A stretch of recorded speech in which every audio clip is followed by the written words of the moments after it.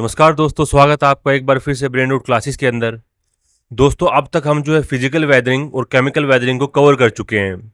आज के इस लेक्चर के अंदर हम डिस्कस करेंगे वेदरिंग के बायोलॉजिकल फेस को और उसके बाद हम डिस्कस करेंगे मास मूवमेंट को।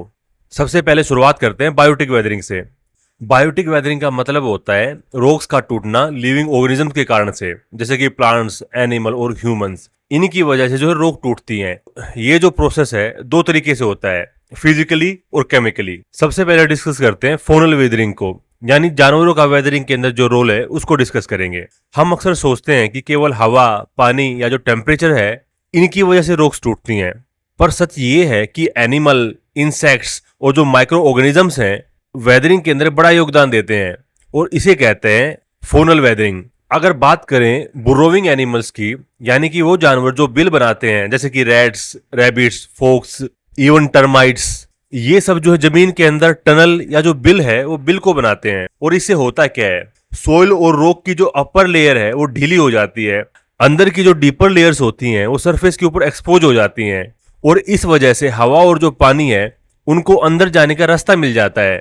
ये सब जो है मिलकर मैकेनिकल डिसइंटीग्रेशन को तेज कर देते हैं। कई बार जो है अर्थवॉर्म, आर्ट्स और जो बीटल्स हैं, इस टाइप के जो छोटे जीव हैं वो लगातार मिट्टी को उल्ट पुल्ट करते रहते हैं, यानी वो मिट्टी को मिक्स करते रहते हैं। इस वजह से सोइल की एरेशन बढ़ जाती है, यानी कि सोइल के अंदर हवा जो है वो आसानी से घुस पाती है और इन सब एक्टिविटीज की वजह से जो अंदर की रॉक है वो ऊपर आ जाती है। इस वजह से फ्रेश रॉक सरफेस हवा और नमी के संपर्क में आ जाता है और वेदरिंग की जो स्पीड है वो तेज हो जाती है। अगर बात करें माइक्रोस्कोपिक लेवल के ऊपर, इसके अंदर बैक्टीरिया, फंगाई, एल्गाई, ये भी जो है रॉक को केमिकली वीदर करते हैं। ये ऑर्गेनिज्म ऑर्गेनिक एसिड छोड़ते हैं, जैसे कि ह्यूमिक, ऑक्जेलिक एसिड या सिट्रिक एसिड। ये जो है रॉक के मिनरल्स को डिजोल्व कर देते हैं और उनसे मेटल आयंस निकलते हैं और इस प्रोसेस को बोला जाता है किलेशन प्रोसेस।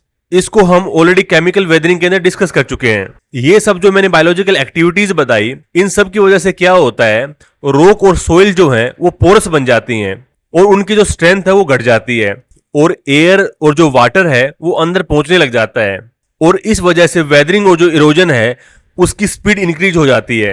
तो दोस्तों, फोनल वेदरिंग के अंदर क्या होता है, बायोलॉजिकल डिसइंटीग्रेशन होता है रॉक्स का एनिमल और माइक्रोब्स के द्वारा। अब बात करते हैं फ्लोरल वेदरिंग को। प्लांट्स जो है वो भी रॉक्स की फिजिकली और केमिकली रूप से वेदरिंग करते हैं। अगर बात करें फिजिकल या मैकेनिकल एक्शन की, जो प्लांट्स द्वारा होता है, यानी कि रूट वेजिंग, जब किसी रॉक में छोटी सी क्रैक होती है तो प्लांट रूट्स उसमें घुस जाती हैं ताकि नमी और न्यूट्रिएंट मिल सके। जैसे जैसे रूट मोटी और लंबी होती जाती है वो दरार और चौड़ी हो जाती है और लास्ट में रूट का प्रेशर इतना बढ़ जाता है कि रॉक जो है टूट जाती है, वो डिसइंटीग्रेट हो जाती है और इस प्रोसेस को कहते हैं रूट वेजिंग। क्योंकि यहाँ पे रूट जो है वो एक कील की तरह काम करते हैं। वेजिंग मतलब कील। ये जो प्रोसेस है आपको हिल स्लोप्स के अंदर, पेवमेंट्स के अंदर और जो रिटेनिंग वॉल्स होती हैं वहां पे आम देखने को मिलेगा, जहां पे क्रैक्स में जो है पौधे उग जाते हैं और धीरे धीरे पत्थर फाड़ देते हैं। तो इसके अंदर क्या होता है, रूट्स जो है एक नेचुरल वेज का काम करते हैं और रॉक्स को जो है पुश करते हैं और इस वजह से रॉक्स जो है वो फिजिकली डिसइंटीग्रेट हो जाती हैं। अगर इसके अंदर बात करें केमिकल वेदरिंग के एक्शन को, इसके अंदर जो ऑर्गेनिक एसिड्स है वो अपना रोल प्ले करते हैं। रूट्स जो है वो केवल रॉक्स को तोड़ते नहीं, वो केमिकली भी अटैक करते हैं। रूट्स के द्वारा रिलीज होता है ह्यूमिक, ऑक्जेलिक और सिट्रिक एसिड, जो मिनरल्स को डिसोल्व करते हैं और मेटल आयंस निकालते हैं। जंगल के अंदर जो पेड़ पौधे गल सड़ जाते हैं, इनसे CO2 निकलता है और इस वजह से सोइल के अंदर एसिडिटी बढ़ जाती है और एज ए रिजल्ट कार्बोनेशन और जो हाइड्रोलिसिस प्रोसेस है, इनकी केमिकल रिएक्शन तेज हो जाती हैं। वेजिटेशन जो है वो आसपास के मॉइस्चर को ट्रैप करती है, जिससे एक वार्म, ह्यूमिड और माइक्रो क्लाइमेट बनता है और इस वजह से केमिकल वेदरिंग तेज हो जाती है। यानी प्लांट्स का रोल दोहरा होता है, क्योंकि प्लांट्स की वजह से इरोजन कम होता है, इसलिए वो प्रोटेक्ट करते हैं, लेकिन साथ साथ वो डिस्ट्रॉय भी करते हैं, क्योंकि उनके जो रूट्स हैं वो केमिकली और फिजिकली रॉक्स को तोड़ देते हैं। अगर बात करें एंथ्रोपोजेनिक वेदरिंग्स के बारे में, इनके अंदर ह्यूमंस का काफी रोल होता है। एंथ्रोपोजेनिक वेदरिंग जो है सबसे पावरफुल बायोटिक एजेंट है। ह्यूमन एक्टिविटीज ने नेचुरल वेदरिंग को काफी तेज रफ्तार दे दी है, यानी कि वेदरिंग को सैकड़ों टाइम बढ़ा दिया है ह्यूमन एक्टिविटीज ने। ये जो ह्यूमन एक्टिविटीज हैं, इनके अंदर blasting and mining, road construction और टनलिंग, डिफोरेस्टेशन, डैम और जो रिजर्वोयर्स हैं, ये सब एक्टिविटीज आती हैं। दोस्तों, आपको पता है एक्सप्लोजिव से रॉक को तोड़ा जाता है और इस वजह से बड़े फ्रेगमेंट्स में इंस्टेंट डिसइंटीग्रेशन हो जाता है। रोड कंस्ट्रक्शन या टनलिंग में कटिंग या जो ड्रिलिंग होती है, इस वजह से हिल स्लोप्स कमजोर हो जाते हैं और एज ए रिजल्ट इरोजन और जो लैंडस्लाइड है वो बढ़ जाते हैं। और डिफोरेस्टेशन के अंदर जब प्लांट्स को काटा जाता है तो रूट सपोर्ट जो खत्म हो जाती है और एज ए रिजल्ट स्लोप जो है अनस्टेबल हो जाते हैं और इस वजह से होता है मास मूवमेंट। जब इंसान डैम या रिजर्वोयर बनाता है, जो पानी का दबाव है यानी कि जो हाइड्रोस्टेटिक प्रेशर होता है वो सराउंडिंग रॉक्स पर बढ़ जाता है और as a result cracks develop होते हैं और इरोजन और वेदरिंग एक्टिविटीज हैं वो तेज हो जाती हैं। यानी कि जो प्रोसेस नेचर को लाखों सालों में करनी थी, ह्यूमन एक्टिविटीज जो हैं उसको शॉर्ट स्पैन के अंदर पूरा कर देते हैं। बायोटिक वेदरिंग के बाद बात करते हैं बायोकेमिकल वेदरिंग के बारे में। अब एक सवाल ये भी आता है, बायोटिक और जो बायोकेमिकल है इन दोनों में फर्क क्या है। बायोटिक वेदरिंग के अंदर लिविंग ऑर्गेनिजम्स आते हैं जैसे कि प्लांट्स, रूट्स, एनिमल या ह्यूमन एक्शन जो रॉक को फिजिकली या केमिकली तोड़ते हैं। उसके ऑपोजिट बायोकेमिकल वेदरिंग के अंदर जब माइक्रो ऑर्गेनिज्म जैसे कि बैक्टीरिया, फंगाई और जो एल्गाई हैं वो अपने एसिड या एंजाइम से रॉक को केमिकली तोड़ते हैं या उनको घोलते हैं तो उसको बायोकेमिकल वेदरिंग कहा जाता है। तो बायोकेमिकल वेदरिंग जो है ये केमिकल ब्रेकडाउन होता है जो लिविंग ऑर्गेनिज्म और उनके बाय प्रोडक्ट से होता है जैसे कि organic acid, bacteria, fungi, algae या एंजाइम्स। जो ह्यूमिक और फ्लूविक एसिड होते हैं ये एसिड बनते हैं डिकेइंग वेजिटेशन से, यानी कि जब वेजिटेशन गल सड़ जाती है तब ये बनते हैं। ह्यूमिक और फ्लूविक एसिड मेटल आयंस को बाइंड करते हैं और इसे कहा जाता है किलेशन और इस वजह से रॉक्स जो है सॉफ्ट हो जाती हैं और क्रम्बल करने लग जाती हैं। फ्लूविक एसिड जो है वो सिलिकेट मिनरल्स को अटैक करता है और इस वजह से डिकिंग स्टार्ट हो जाती है। अगर बात करें बैक्टीरियल एक्शन के बारे में, सोइल बैक्टीरिया जो है एसिड बनाते हैं जैसे कि लैक्टिक एसिड, ऑक्जेलिक एसिड या सिट्रिक एसिड। ये जो है फेल्डस्पर और कार्बोनेट रॉक्स को डिसोल्व करते हैं। अगर बात करें बैक्टीरियल एक्शन के बारे में, सोइल के अंदर रहने वाले बैक्टीरिया काफी छोटे होते हैं पर उनका जो इम्पैक्ट है वो काफी बड़ा होता है।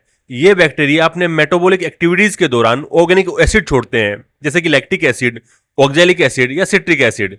ये एसिड फेल्डस्पर या कार्बोनेट रॉक्स पर केमिकल अटैक करते हैं जिससे उनके मिनरल्स डिसॉल्व हो जाते हैं। कुछ विशेष बैक्टीरिया जैसे कि सल्फर बैक्टीरिया ये जो सल्फाइड बनाते हैं इससे जो है आयरन बीरिंग मिनरल्स ऑक्सीडाइज हो जाते हैं, यानी कि उनके अंदर रस लग जाता है, जंग लग जाता है और as a result metallic rocks की स्ट्रेंथ घट जाती है, वो वीक या पाउडरी बन जाते हैं। यानी कि बैक्टीरिया जो है वो माइक्रोस्कोपिक केमिकल इंजीनियर्स होते हैं जो रॉक्स को धीरे धीरे अंदर से खाकर घोल देते हैं।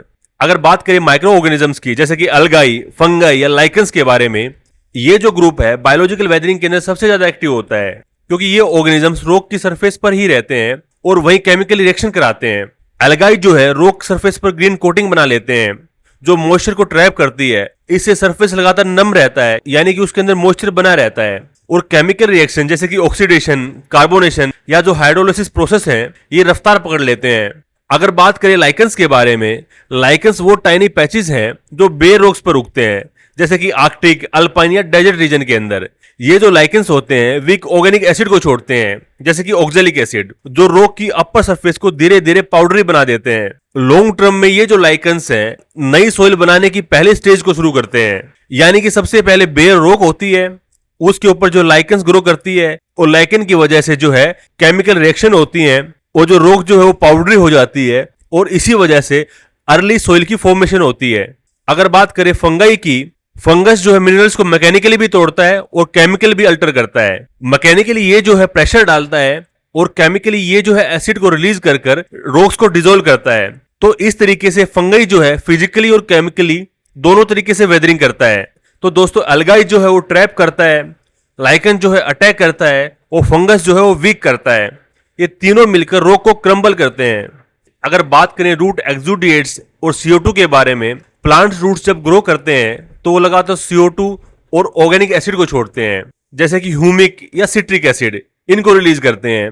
ये एसिड और गैसेस मिट्टी के अंदर पानी के साथ मिलकर कार्बोनिक एसिड को बनाते हैं यानी कि H2CO3। ये जो है लाइमस्टोन और जो डोलोमाइट जैसे कार्बोनेट रॉक हैं उन पर असर डालते हैं। इससे कार्बोनेशन प्रोसेस तेज हो जाता है और समय के साथ कास्ट फीचर बनते हैं जैसे कि सिंकहोल, केव्स, स्टालासाइट्स या स्टालागमाइट्स। अब सवाल आता है, वेदरिंग सिर्फ रॉक्स को तोड़ने का काम करती है या इससे ज्यादा भी कुछ है? असल में वेदरिंग जो है अर्थ की शेप और लाइफ दोनों के लिए काफी जरूरी है। ये जो है अर्थ की सरफेस को धीरे धीरे बदलती है और नई लैंडफॉर्म्स को बनाती है और साथ ही इरोजन, सोइल फॉर्मेशन, रिवर्स और जो वेजिटेशन है सब पर असर डालती है। वेदरिंग की वजह से रॉक्स का प्रोडक्शन होता है। हर टाइप की वेदरिंग फिजिकल हो या केमिकल हो या बायोलॉजिकल हो। ये जो है रॉक्स को छोटे छोटे फ्रेगमेंट्स सॉइल या केमिकल रेसिड्यू में तोड़ देती है। वेदरिंग का सबसे पहला और सबसे जरूरी काम है रॉक्स को तोड़कर छोटे छोटे फ्रेगमेंट्स में बदल देना। यही टुकड़े आगे चलकर सॉइल, सैंड, क्ले या जो सेडिमेंट्री रॉक्स हैं उनको बनाने का आधार बनते हैं। जब रॉक्स पर लगातार हवा, पानी, टेम्परेचर और लिविंग ऑर्गेनिजम्स का असर पड़ता है तो उनकी आउटर सरफेस धीरे धीरे क्रैक, क्रम्बल या डिजोल्व होने लग जाती है। कुछ जगहों पर ये सिर्फ टूटते हैं यानी कि फिजिकल वेदरिंग होती है, तो कुछ जगह के ऊपर केमिकल रिएक्शन से घुल भी जाते हैं जिसको केमिकल वेदरिंग बोला जाता है। धीरे धीरे ये बड़े रॉक्स छोटे बाउल्डर्स, उसके बाद पेबल्स, फिर जो है सैंड, सिल्ट या क्ले में बदल जाते हैं। वेदरिंग जो है वो हर जगह पर एक जैसी नहीं होती, क्लाइमेट के हिसाब से इसकी इंटेंसिटी बदलती रहती है। ह्यूमिड रीजन के अंदर वेदरिंग जो है बहुत तेज होती है, उसके अलावा एरिड रीजन के अंदर वेदरिंग जो है स्लो होती है। एग्जाम्पल के तौर पर मैं आपको बताना चाहूंगा, केरल या असम जैसे ह्यूमिड रीजन के अंदर जमीन के नीचे कई मीटर तक गहरी वीदर्ड मिट्टी मिलती है। उसके ऑपोजिट राजस्थान या लद्दाख जैसे सूखे एरिया में बस कुछ सेंटीमीटर तक ही वीदर सरफेस होता है। अगर बात करें इकोनॉमिक या जियोमॉर्फिक इंपोर्टेंस के बारे में, ये जो है सोइल फॉर्मेशन के अंदर अपना रोल प्ले करते हैं। वीदर रॉक ही सोइल का पेरेंट मटेरियल होता है। रॉक से मिनरल्स, न्यूट्रिएंट और टेक्सचर मिलते हैं जिसकी वजह से फर्टाइल मिट्टी बनती है। ये जो है और फॉर्मेशन के अंदर भी अपना रोल प्ले करते हैं। केमिकल वेदरिंग से कुछ मिनरल्स कंसंट्रेट होकर और डिपॉजिट्स बनाते हैं, जैसे कि बॉक्साइट जो कि एल्यूमिनियम ओर है, ये जो है फेल्डस्पर से बनता है, और आयरन ओर जैसे कि लिमोनाइट या हेमेटाइट, ये जो है ऑक्सीडेशन से बनते हैं। इसके अलावा मैग्नीशियम और निकल भी जो है इसी तरीके से बनते हैं। और वेदरिंग से ही जो है सेडिमेंट्री रॉक्स बनते हैं। विदर्ड मटेरियल रिवर में बहकर जाता है, ये जो है बाद में नीचे सेटल हो जाता है और इसी लेयर बाय लेयर डिपोजिशन से जो है सैंडस्टोन, सेल और जो लाइमस्टोन जो है इस टाइप की रॉक बनती हैं। विदरिंग जो है रॉक्स को कमजोर कर देता है और इस वजह से इरोजन आसान हो जाता है। हिमालयन रीजन के अंदर इंटेंस वेदरिंग और साथ साथ जो डिफोरेस्टेशन एक्टिविटीज हैं उनकी वजह से इरोजन ज्यादा होता है और इस वजह से रिवर्स जैसे कि गंगा, यमुना, घाघरा या कोसी, ये जो हैवी सेडिमेंट्स को कैरी करती हैं और बाद में प्लेन्स में इसको जमा देती हैं और इसी वजह से प्लेन्स में सिल्टेशन और फ्लड्स बढ़ते हैं। जब वीदर्ड मटेरियल बार बार रिमूव होता है तो उसकी जो हाइट है वो धीरे धीरे घटती रहती है, यानी कि जो डेनुडेशन प्रोसेस है वो होता है। लैंडस्लाइड्स, रॉकफॉल और जो डेब्रिस स्लाइड्स हैं ये सब मिलकर हाईलैंड को लो कर देते हैं, यानी उसकी हाइट को घटा देते हैं। वेदरिंग जो है ये अर्थ की स्कल्पचर है। हर क्लाइमेट में अलग अलग लैंडफॉर्म बनते हैं, जैसे कि ह्यूमिड डेजर्ट के अंदर आपको ब्यूट्स, मिसिस या इंसलबग्स देखने को मिलेंगे। ह्यूमिड ट्रॉपिक्स के अंदर आपको कास्ट ट्रोपोग्राफी, सिंक होल्स, ये सब देखने को मिलेंगे। हालांकि ये जो लैंडफॉर्म्स हैं इनको हम अलग से डिटेल में डिस्कस करेंगे, यहाँ पे केवल आपको मैं एग्जांपल दे रहा था। तो दोस्तों यहाँ पे जो हमारा टॉपिक है वो कंप्लीट होता है। नेक्स्ट लेक्चर के अंदर हम डिस्कस करेंगे मास मूवमेंट को, जिसको मास वेस्टिंग भी कहा जाता है, और उसके बाद ये जो हमारा टॉपिक है वेदरिंग से रिलेटेड ये कंप्लीट हो जाएगा। अगर आपको ये टॉपिक अच्छा लगा हो तो कमेंट करके जरूर बताएं, अपने दोस्तों के साथ शेयर करें और बेल आइकन को दबाना बिल्कुल ना भूलें ताकि हर नए लेक्चर की नोटिफिकेशन आपको टाइम पर मिलती रहे। मिलते हैं अगली वीडियो में, तब तक के लिए धन्यवाद।